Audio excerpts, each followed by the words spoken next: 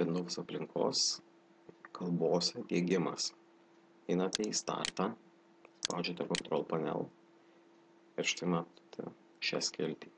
Spaudžiate ir čia galite keisti savo kalbos nustatymus. Tarkim, jeigu nėra lietuviškų raidžių, tai einate į Keyboard and Languages ir čia galite įdėti arba išmesti lietuvių kalbą. Nes paprastai dažniausiai būna tik tai anglų kalba instaliuota ir lietuvių kalbos nebūna. Tai tarkim, jeigu nebūna, tai spaudžiate Add, susirandate norimą kalbą, čia būtų lietuvių ir pasirenkate lietuvių ir spaudžiate OK. Tuomet dar kartą OK ir čia OK ir tuomet jau kalba atsiranda nustatymus ir jau galite keisti, galite rinktis tarp anglų ir lietuvių kalbos.